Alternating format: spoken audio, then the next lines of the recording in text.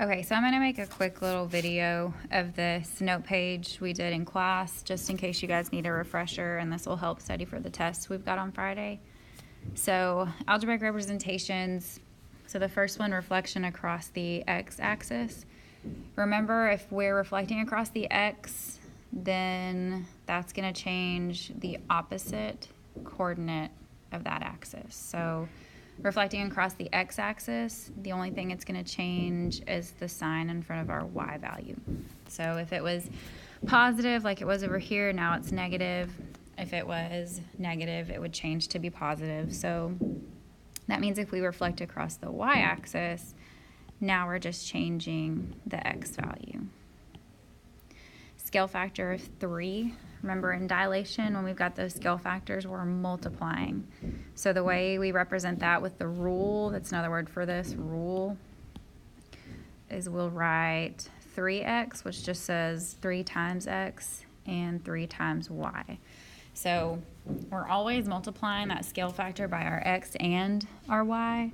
So if you ever have answer choices that show you multiplication, but these numbers are different than each other, then that won't be correct. So the scale factor has to be the same for both the x and the y. And this would also be an enlargement because our scale factor was greater than 1. So the next one, dilation of scale factor 1/2. So same thing, we're multiplying it. So we can write 1/2 x or 0.5x and 1/2 y, because that's saying 1/2 times x, 1/2 times y. And it's a reduction. So since our scale factor is less than 1, that means our second image is going to be smaller. Translation, so we're just sliding 3 to the right. Remember, right or left is your x-axis, up and down is your y. So what's happening is our x value is adding 3 to it since we go right. Those are our positive numbers, so we can write x plus 3 and y plus 4. Since if you think about an axis, if we go up, those are our positive. If we go to the right, those are positive. Same thing with the other direction. So if we go to the left, that's negative. If we go down, that's a negative number. So like on the next one, translation to left, so that's going to be x minus 2, and then 5 up. So that would be y plus 5, because those are our positive numbers.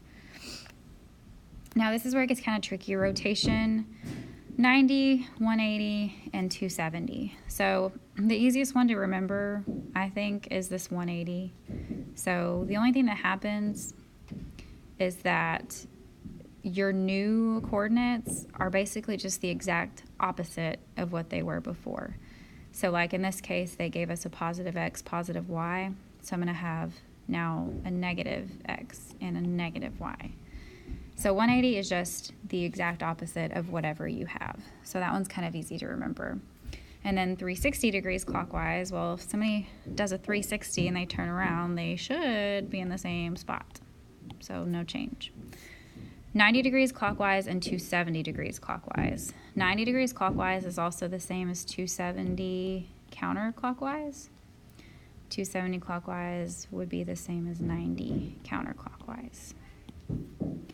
So these are weird because they flip. So instead of x and y, it's y and x. And the 90 degrees clockwise changes your second number, or your x. To 70 degrees clockwise, or 90 degrees counter, also flip. So now it's x, or y and x, so that's weird. And then your first number becomes negative, or just the sign in front changes. Don't think that it's always turning negative. It's just the opposite of what it was before. So over here, the top part for the following points, complete a 90-degree rotation. So we're talking about clockwise. So your rule, they flip.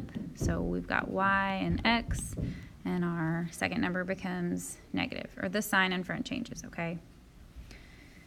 So like on number 1, we've got -3, 7, so we know that they're going to switch places. So we should have 7 and 3.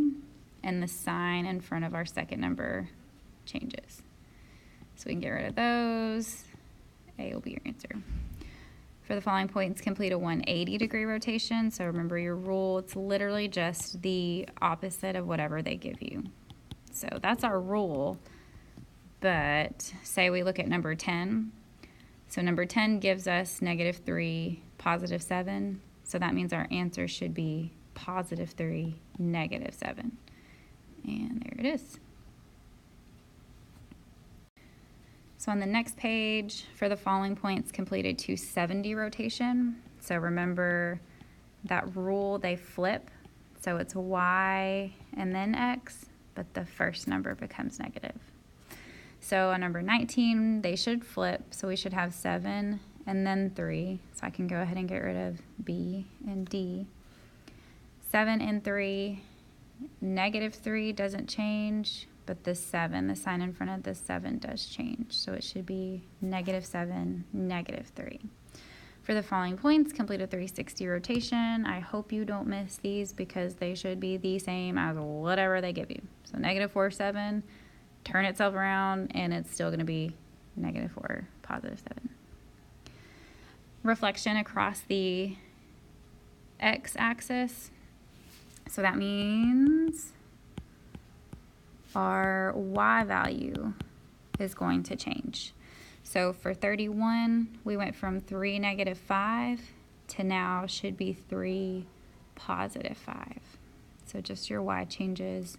So then similar to that, if we flip over the y-axis, then our x changes. It's the opposite of what you would think happens.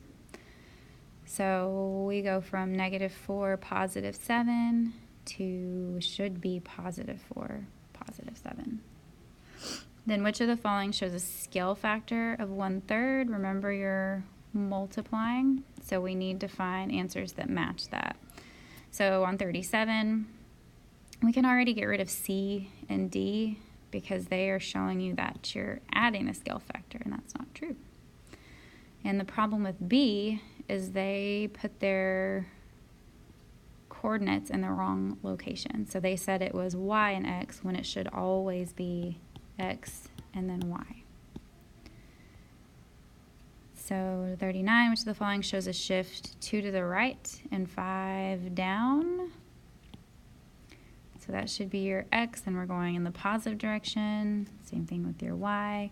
Which of the following shows a shift of 6 to the left and 2 down? So that's your x value, that's your y. Alrighty.